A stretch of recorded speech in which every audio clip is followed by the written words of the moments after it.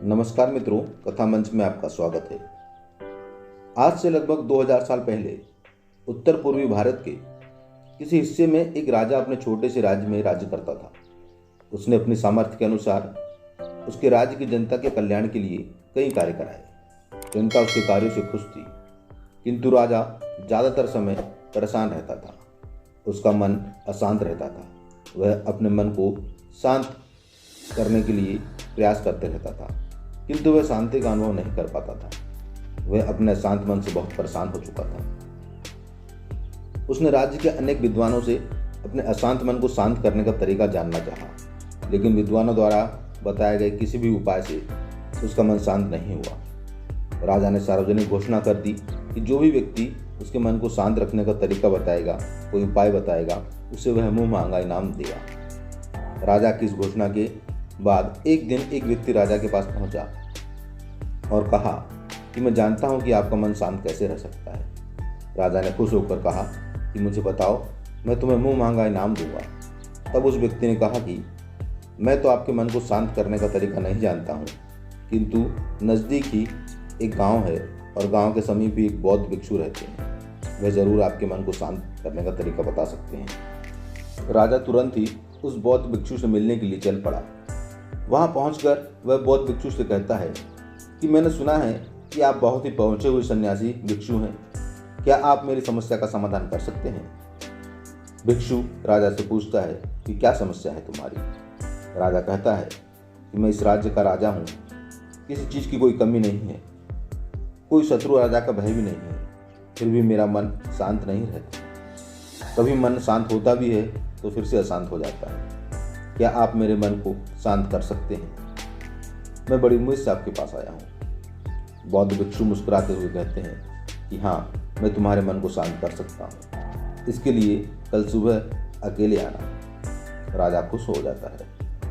बौद्ध भिक्षु फिर कहता है कि अपने शांत मन को जरूर लेकर आना, कहीं उसे अपने महल में ही छोड़कर मत आ जाना। राजा ने कहा कि ठीक है। अगले दिन सुबह राजा अकेला ही भिक्षु के पास पहुंचता है। भिक्षु ने कहा कि अच्छा हुआ तुम आ गए। तुम्हारा अशांत मन कहाँ है? लाओ, मुझे दे दो, मैं उसे शांत करके तुम्हें वापस कर दूंगा। राजा कहता है, आप यह कैसी बात कर रहे हैं?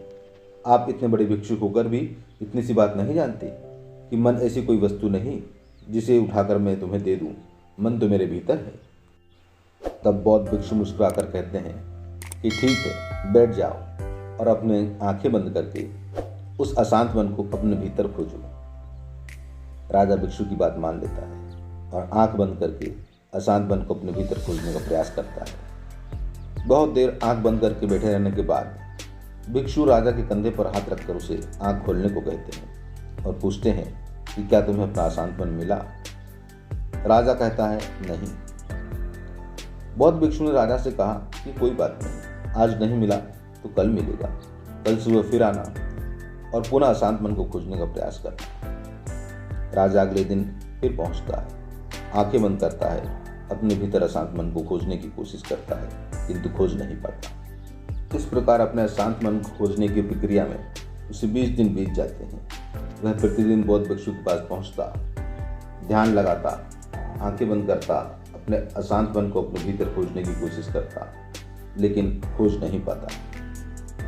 किंतु स्वयं के भीतर स्वयं का कुछ खोजने की यह क्रिया उसे अच्छी लगती है। इस तरह अपने अशांत मन को अपने भीतर खोजते खोजते जब उसे 20 दिन हो जाते हैं और जब 21वें दिन जब राजा फिर से अपनी आंख बंद करके अशांत मन को स्वयं के भीतर खोजने के लिए बैठता है, तो इस बार बौद्ध भिक्षु उसकी आंखें नहीं खुलवाते।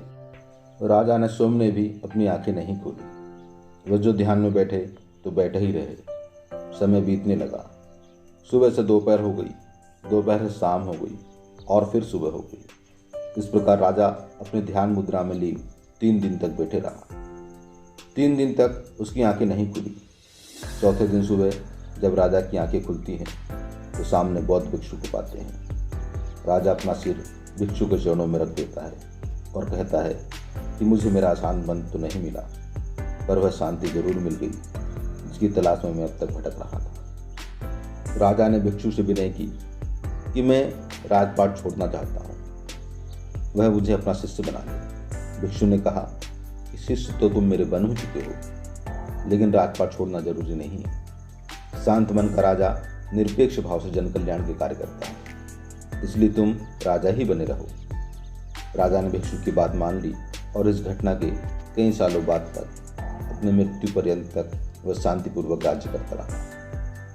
मित्रों, उस राजा की तरह हम भी अपने मन की शांति को बाहरी तत्वों में खोजते रहते हैं। वह शांति कहीं बाहर नहीं, हमारे भीतर ही होती है, लेकिन हम बाहरी खोज में इतने व्यस्त हो जाते हैं कि स्वयं अपने भीतर खोजने का हमें वक्त ही नहीं मिलता, जबकि असली शांति, असली खुशी हमारे अंदर से ही हमें मिल सकती है, जिसे हम बाहर खोजने में व्यस्त रहते हैं और परेशान होते रहते हैं।